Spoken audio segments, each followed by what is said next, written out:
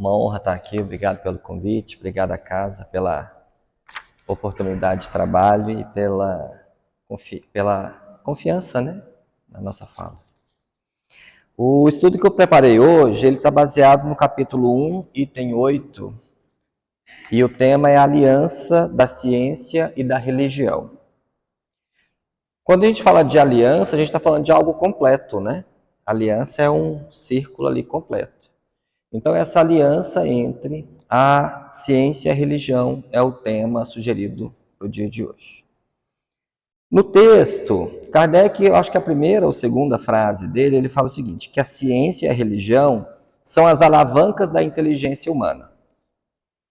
Então, a ciência e a religião são as alavancas da inteligência humana. Por quê? Porque a ciência, ela vai trazer para a gente as leis, o funcionamento, as regras do mundo material. É a ciência que fala como as coisas da Terra funcionam.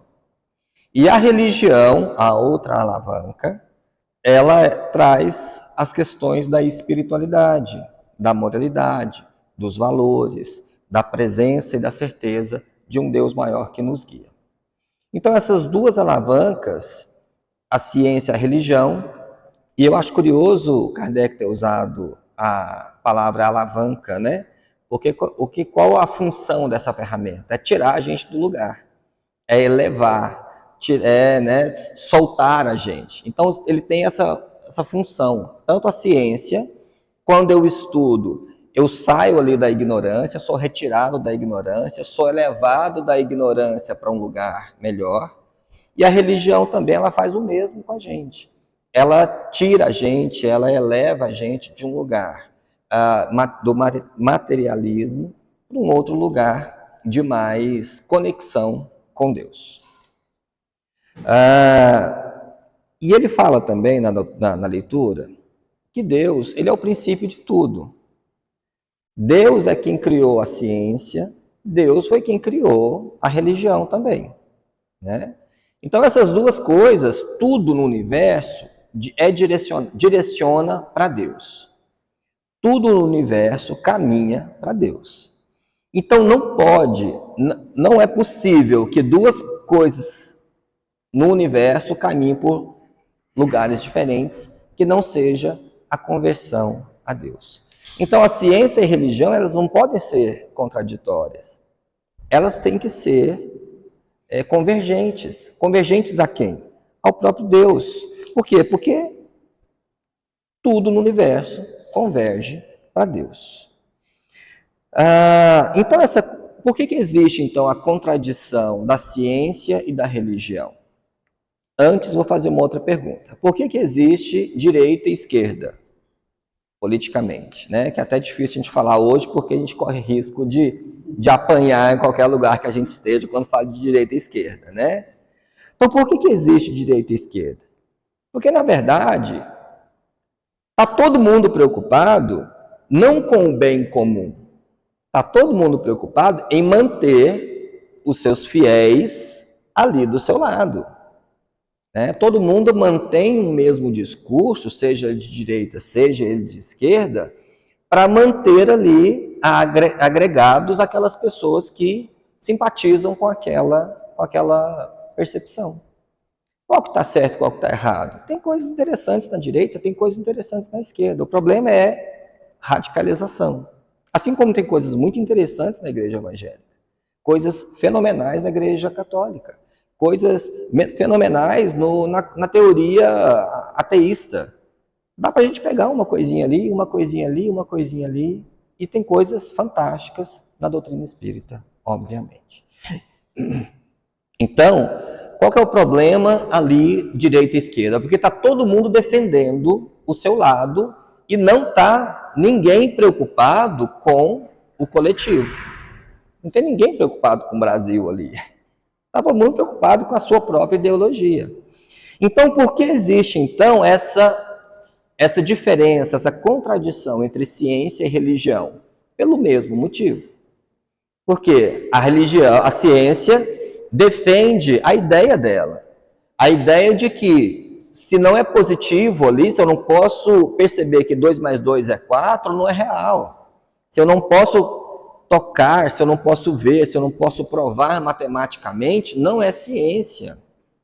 E a religião, da mesma forma, fica defendendo as suas teorias metafísicas, né? E exclui totalmente a ciência e coloca a religião num lugar totalmente místico, onde é inacessível a razão. Não é assim? Muitas das vezes, alguns questionamentos que a gente faz sobre Deus, que é difícil entender Deus, né? Não sei se a gente chegará a entender nessa encarnação, mas chega uma hora que fica para o mistério. E muitos desses mistérios foram respondidos pelo Espiritismo. Nós vamos chegar lá. Tá? Então, por que existe então, essa divergência entre ciência e religião? Porque, na verdade, ninguém quis abrir mão, quis ir lá e ouvir o que o outro dizia de verdade. Ficou cada um defendendo a sua ideia, a ciência defendendo a todos os custos a sua ideia e a religião defendendo a todo custo a sua ideia. Então, era uma verdade excludente, uma verdade que exclui. A minha opinião é verdadeira e a do Tirol não quer nem ouvir. Está errado. Se não está igual a mim, está errado. Né? Pessoas que não seguem religião X ou Y, vai para o inferno. É certo. Não é da minha religião? Quem não é espírita, vai para o inferno. Né? Então, é um radicalismo que não cabe no raciocínio espírita. E com isso antigamente, por exemplo, a luta era igreja e Estado, né? A briga era igreja e Estado, cada um querendo ter mais poder. Depois virou igreja e religião. Quando eu falo igreja e ciência, quando eu falo igreja, eu estou falando de todas as religiões, tá? Religião e ciência. E aí cria-se essa dualidade que a gente está acostumado tanto a viver, de céu e inferno, o bem e o mal, né? Descartes lá do pensamento lá de mente e corpo. Então a gente veio aí com essa dualidade para a nossa cultura. E essa verdade excludente, infelizmente, a gente traz para as nossas relações humanas. É muito comum, por isso também que reforça-se os extremos lá, né, em qualquer pensamento, é muito comum eu não querer ouvir o que o outro está dizendo. Por quê? Porque eu acredito tanto na minha verdade, que qualquer coisa que difere, eu não dou nem atenção. É uma verdade que exclui. Aí o filho não ouve o pai, porque o pai é ultrapassado. O pai não ouve o filho, porque o filho é um estabanado, não pensa no que faz. O esposo não ouve a esposa e vice-versa, né? Então a nossa sociedade hoje é uma sociedade de pessoas que não têm ouvidos de ouvir. Porque a gente não exercitou o acolhimento. E lembrando que acolher não é concordar. Acolher é, entendi o que você disse. Me explica, por que você chegou nesse lugar? Você está certo ou errado é uma questão de valor, tá? É outro lugar. Mas a gente não tem ouvido de ouvir. Está errado, não quer nem saber. Então, a nossa relação de humanos, ela é muito excludente também. Então a gente cai aqui muitas das vezes na nossa família, nos nossos relacionamentos, no nosso trabalho. Não é igual a mim, eu tiro. Sai do meu radar. Tá? Voltando ao tema, o próprio Cristo, ele também se coloca nesse lugar de oposição. Né? Quando ele vem, Jesus ele vem realmente para causar tumulto. Qual que era a regra vigente na época? Uma das regras vigentes é olho por olho, dente por dente. E isso era o que organizava a sociedade naquele momento. O que Jesus fala? Amar os vossos inimigos. Peraí. Antes era, se alguém me fez um mal, eu posso fazer um mal igual. Agora eu tenho que amar. Isso é totalmente diferente, é oposto ao que se pregava antes.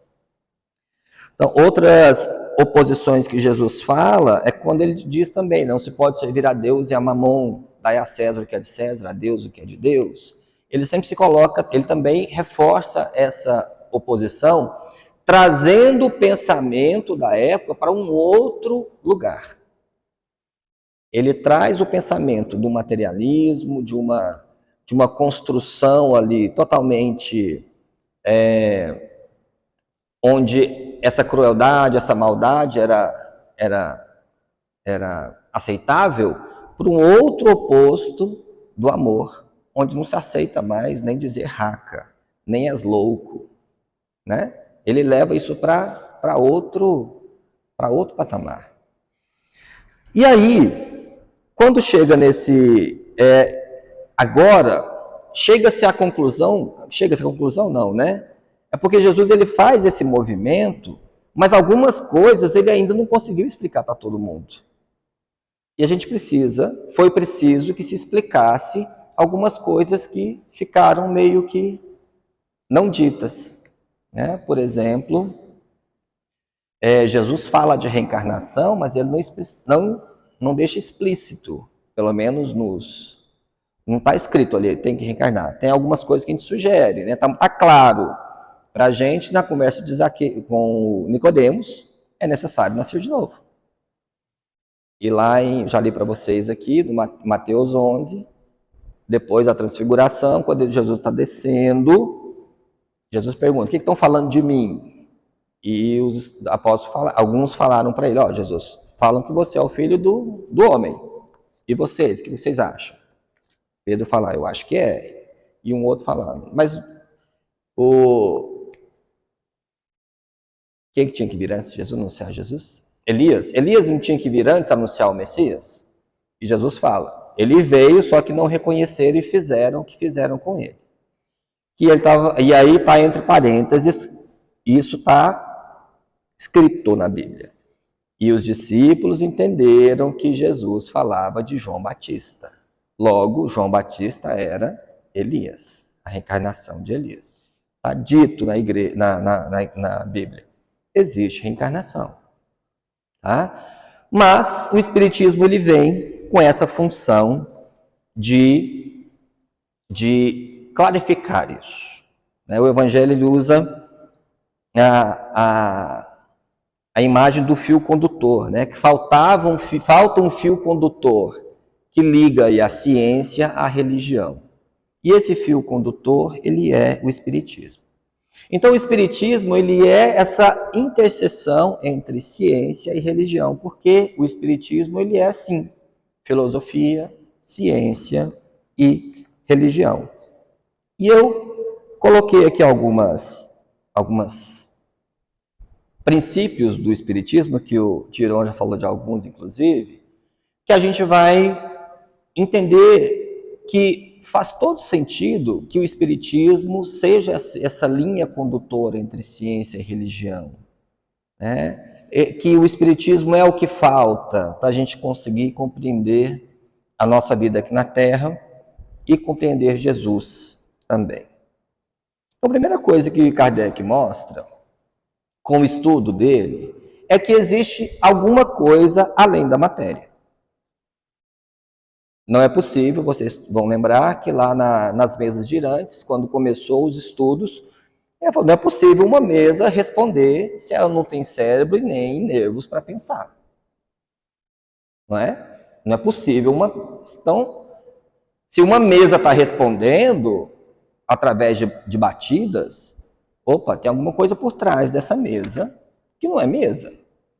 E aí Kardec começa os seus estudos a partir disso, e ele prova, porque os espíritos deram para ele relatos, eu sou fulano que faleceu dia tal, meu corpo está enterrado em tal lugar. E foram atrás das informações, e as informações batiam.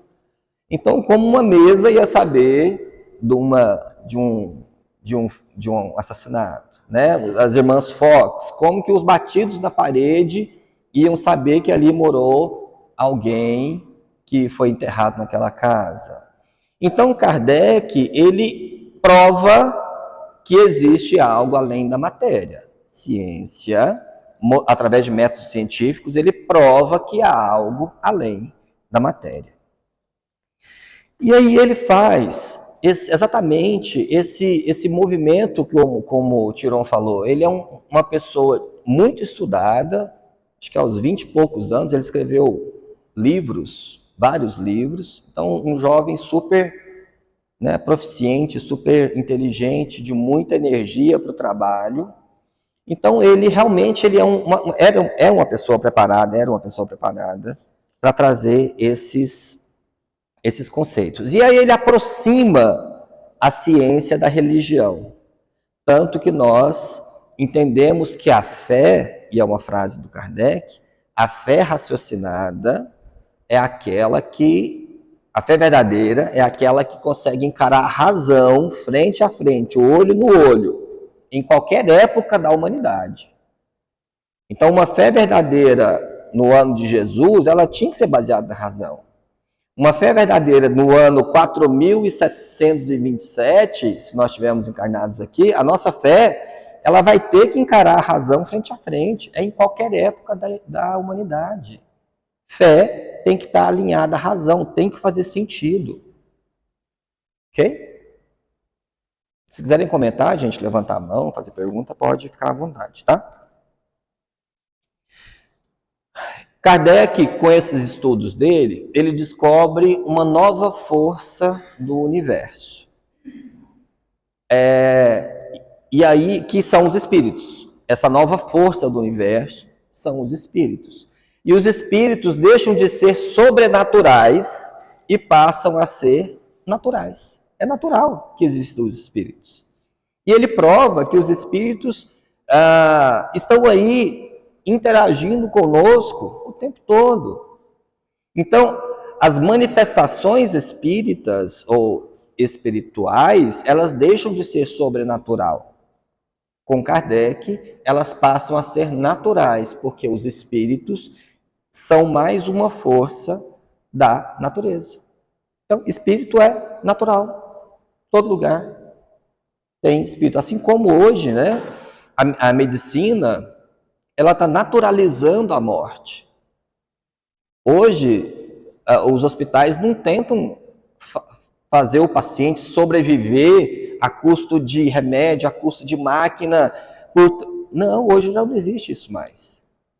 Os hospitais estão naturalizando a morte. Por quê? Porque morrer é natural. Tiron está aqui para... Se eu estiver falando besteira, me fala, tá? Está natural. Assim como os espíritos também hoje, eles são naturais. Oi?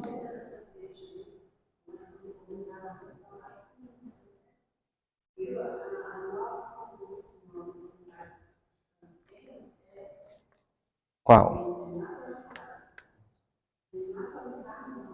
Uhum.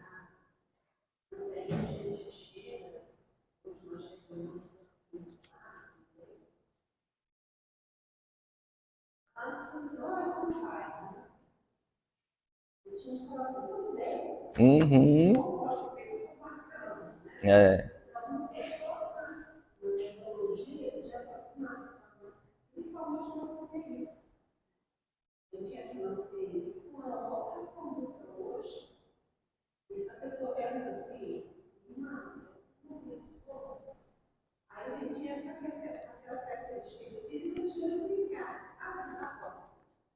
Uhum.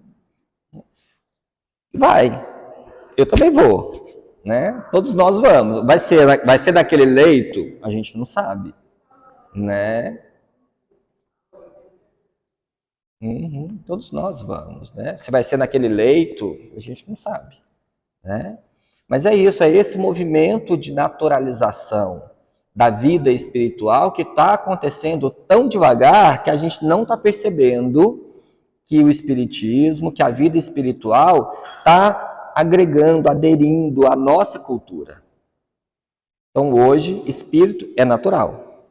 Hoje, morrer também é natural. Ok? Então, Kardec, com todo esse trabalho dele, ele desvenda, né? Ele codifica através de códigos, ele desvenda as leis como essa outra força que ele descobriu, como que ela funciona? Quais são as regras que existem nessa outra força? A atuação delas na matéria, a encarnação, desencarnação, reencarnação e outras reencarnações, centenas, né, delas. Como que isso funciona? Kardec consegue compilar todas essas leis e trazer para a gente. Ele traz também a pluralidade dos mundos habitados. E esse tema é bem interessante, porque a razão já refuta essa ideia. A fé tem que encarar a razão frente a frente. Não dá para a gente pensar que só existe a Terra com vida. A razão não permite a gente acreditar nisso, mesmo se a gente não ser espírita. É como se a gente acreditasse que ali numa praia, só um grãozinho de areia, daquele tanto de areia lá, tivesse um microbinho em cima. É pouco provável. Assim como a razão também não deixa a gente acreditar que só a Terra tem vida. Isso não dá para pensar. É muito universo para pouca gente, né? É estrela demais, é planeta demais, para muito pouca gente. Tá? Se colocasse um habitante da Terra em cada planeta que existe, sobrava planeta para mais 1 milhão de terras. Tá? Então é muito universo para pouca gente. Então a razão diz que isso não seria possível. E os espíritos comprovam isso, né? Trazem isso para a gente, não está comprovado cientificamente, mas o espiritismo já afirma que há sim pluralidade das existências. O conceito básico também do espiritismo, lei de ação e reação. Né? Com a lei de ação e reação, o que Kardec faz? Ele não, essa lei já existia com Newton, né? Ação e reação. Kardec, ele pega o mesmo nome da ciência, ele não muda o nome. Ele pega o mesmo conceito da ciência e traz da vida física, da vida material, para a vida moral. Então, a lei de ação e reação que acontece no mundo físico, a lei de ação e reação acontece no mundo moral. Acontece no mundo espiritual. Na mesma condição. Né? Se eu faço algo bom, o retorno disso é algo positivo. Se eu faço algo ruim, o retorno disso é algo negativo. Por isso que Tirone disse antes, algumas pessoas, todo mundo vai evoluir. Algumas pessoas um pouco mais devagar e outras mais rápido. Por quê? A lei de ação e reação vai ajudar quem faz o bem. Quem faz o bem recebe o bem, faz mais bem ainda e recebe mais bem e vai andando mais rápido. Quem só faz o mal, recebe o mal e tem que consertar e volta. Tá? É mais difícil. O livre-arbítrio. Kardec ele traz esse conceito, e esse conceito ele é também base da doutrina espírita. A gente pode fazer o que a gente quiser. Né? Deus dá para nós a nossa liberdade de fazer na nossa terra o que nós quisermos, desde que submetidos à lei de ação e reação. Eu sou livre para fazer qualquer coisa, mas eu sou obrigado a receber a consequência do que eu faço. E, de novo, a lei de ação e reação. Se eu faço bem, eu sou obrigado a receber o bem. Se eu faço mal, eu sou obrigado a lidar com o mal que eu fiz. Ok? Estou vendo os rostinhos assim. Alguém quer perguntar alguma coisa? Falar? Não? Oi? É que eu estou vendo os rostinhos assim. Progressão dos espíritos, aqui a gente acabou de falar. Né? Então, com a progressão dos espíritos, lembram vocês que a ciência ela quer menos misticismo e mais razão. Então, o espiritismo ele traz isso, ele traz menos mistérios e mais respostas. Então, quando a gente fala da progressão dos espíritos, o que o espiritismo Qual mito que o Espiritismo derruba aqui? O mito do inferno, né? Porque, assim, é ilógico também você dar uma chance só para uma pessoa acertar, e por 60, 70 anos que essa pessoa teve uma chance de acertar, ela errou, e ela fica 4 trilhões de anos no inferno. Não é mais, né? Eternamente é mais do que 4 trilhões. O número que você pensar é mais. Não é ilógico, não dá para aceitar, gente. Eu só tive 60 anos, Deus, não interessa. Vai ficar um dexicilhões de anos no inferno. Não sei nem como que fala. Mas eu só tive 60 anos de erro. Não, vai ficar. Não faz sentido isso. Tá? Então, as penas, com a progressão dos espíritos, primeiro que os espíritos enchem a gente de esperança. E reforça o que Cristo disse, que é: vós sois deuses. Como que nós seremos deuses? Quando nós atingirmos a nossa perfeição relativa. Perfeito, perfeito, só Deus. A gente chega numa perfeição relativa. E como que eu atingo essa perfeição relativa? Foi o que o Tirone leu hoje. Reencarnando, reencarnando, reencarnando e limpando a nossa alma, tirando, refazendo o que eu fiz de errado e eu adoro a palavra reforma íntima, né? O espírita fala muito de reforma, né? E sempre fala de reforma íntima, eu lembro daquela leitura da Bíblia que fala que um fazendeiro ele fez uma colheita extraordinária, lembra? Ele fez uma colheita extraordinária e ele tinha que guardar isso. Ele ficou muito feliz porque agora ele ia ficar tranquilo. Só que o que ele ia fazer com aquele tanto de coisa que ele colheu? E ele teve uma grande ideia. Ele falou: eu vou derrubar tudo que eu tenho, todos os meus celeiros, vou construir maiores, vou guardar tudo e vou dormir e falar assim: agora a minha alma pode dormir em paz. Né? E aí Deus fala para ele, eu esqueci a palavra que ele fala, insensato. Hoje mesmo vão levar a sua alma. Né? E olha a decisão que ele faz, ele quer destruir tudo e fazer de novo. Gente, não dá para destruir tudo e fazer de novo. A gente precisa reformar. Por isso que a reforma íntima. É porque eu preciso reconstruir sem sair de casa. Alguém já fez reforma em casa e não pôde sair de casa? É horrível, poeira, não é? É horrível. Mas a reforma íntima é assim, eu tenho que me mudar sem sair daqui. Eu tenho que ir vivendo e me melhorando. Esse é o grande desafio. Esse é o grande desafio que nós temos. E quando os espíritos mostram que eu chegarei um dia a um estado tão evoluído, que eu chegarei a uma perfeição, eu me encho de esperança. E aí cumpre-se o que Jesus disse: vós sois deuses. Como? Reencarnando e me reformando, reencarnação a reencarnação, passo a passo. Então a reencarnação a gente sabe que é a prova da justiça e da bondade de Deus. Né? A partir do momento que eu acredito que Deus é justo e bom, eu tenho que colocar na conta a reencarnação. Por quê? Se não justificaria Deus, por exemplo, deixar uma criança nascer com câncer. O que essa criança fez para merecer um câncer? Deus está sendo injusto ou não amoroso com essa criança.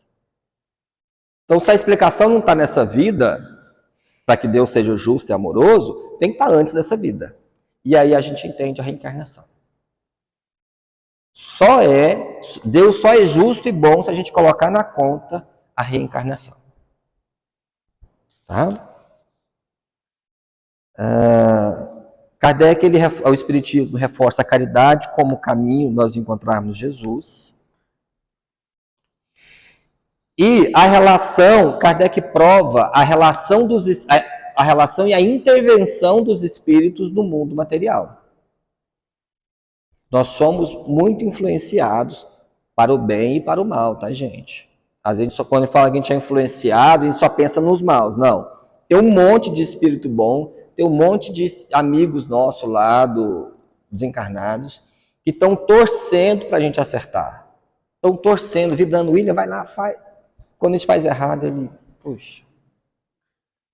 Mas ele não desiste não, volta de novo. William, vai lá, William. Tá? Nós temos um monte, gente, de amigos que querem o nosso bem do lado de lá. E claro, Kardec, ele mostra, gente, ele prova a mediunidade. E um dos princípios do método científico é que esse método ele seja replicável. Já viu isso? Então, por exemplo, se eu juntar 2 moléculas de hidrogênio e uma de oxigênio, eu vou ter ali o princípiozinho de água. Se eu fizer isso no Japão, 2 de hidrogênio e uma de oxigênio, eu vou ter água.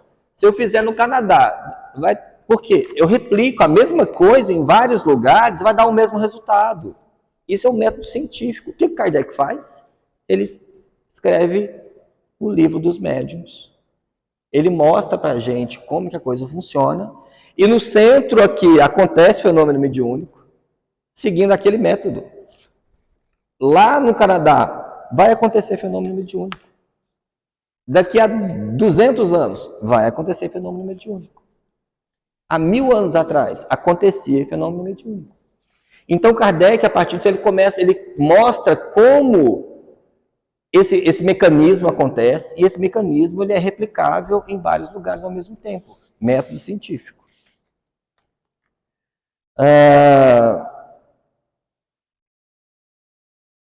E aí uma coisa interessante que Kardec faz também, para essa aproximação da ciência e religião, ele acolhe, ele aceita a ciência como ponto balizador da doutrina espírita. Tem uma frase dele que fala: se um dia o espiritismo divergir da ciência, fique com a ciência. Esquece o que o espiritismo falou e fica com a ciência. Olha o tanto que Kardec ele é humilde para aceitar que a ciência vai evoluir, talvez o espiritismo tenha que se adequar. Né? E tanto que ele é caridoso, exatamente com essa mesma função de unir a ciência e o espiritismo. Ele fala: não estou contra a ciência, não. Se um dia o espiritismo divergir, a ciência é o ponto balizador. Tá? E por fim, ele fala o seguinte: a gente tem... É importante nós percebermos, que eu já falei antes, que hoje o espiritismo está entrando devagarinho, que ele está tão popularizado que não há lugar, pelo menos no Brasil, que eu diga as palavras reencarnação, que a pessoa não sabe do que eu estou falando. É um conceito espírita que todo mundo sabe o que é. Se eu falo lá no Ceará, passe, tomar um passe, qualquer um sabe o que é. Se eu falo médium, qualquer um sabe o que é. Então são os conceitos espíritas entrando na sociedade devagarinho, e aí reforça aquela previsão que Kardec disse, que o espiritismo não será a religião do futuro, mas será o futuro das religiões. Por quê? Porque os conceitos espíritas estão entranhando na nossa cultura, de forma que não será possível não acreditar em espírito, não será possível não acreditar em mediunidade, não será possível acreditar na influência do magnetismo na água fluidificada, que a igreja evangélica hoje chama de água ungida, que a igreja católica chama de água benta. A cura pela imposição das mãos nas igrejas já tem. Então o espiritismo não vai ser a religião do futuro, mas vai ser o futuro das religiões. E para finalizar de verdade, quando essa leitura, esse título, né, Aliança da Ciência e da Religião, me lembra aquela história lá de Gênesis, da Arca de Noé. Ia ter um dilúvio, Deus previu um dilúvio, ele queria acabar com a raça humana, estava grilado com a raça humana, mas ele viu que tinha uma família do bem, e resolveu e deu uma missão para essa família, cujo o pai da família era Noé. Construiu uma arca gigantesca e trazer para dentro dessa arca 2 pares de animais, um macho e uma fêmea, porque o mundo ia alagar. Realmente alagou, virou uma confusão, eles viraram lá um tempão, ficaram um tempão dentro dessa arca, até que passaram muito sufoco e a água baixou e eles saíram dessa arca. Os animais saíram, Noé saiu, e Deus dá uma nova chance para a humanidade, para o planeta Terra. E Deus fala para Noé, ó, vocês vão comandar o mundo, os animais vão respeitar vocês e multipliquem-se, né, para povoar de novo a terra. E ele fala, eu vou deixar uma marca como símbolo da aliança de Deus e os humanos, que vai ser o arco-íris. Todas as vezes que você olhar para o céu e tiver o arco-íris, eu vou me lembrar dessa aliança que eu fiz com vocês. E quando a gente fala de aliança, gente, na verdade o arco-íris ele é um arco. Ele é só metade dessa aliança. E o espiritismo é a outra metade dessa aliança. É o espiritismo que vai trazer a intersecção da espiritualidade e o mundo material. É o espiritismo que faz essa completude dessa aliança, desse arco-íris ali, que agora seria uma aliança íris, a partir do espiritismo. Porque o espiritismo, ele é assim, o elemento que faltava para que Deus cumprisse a sua missão aqui na Terra. Muito obrigado a todos.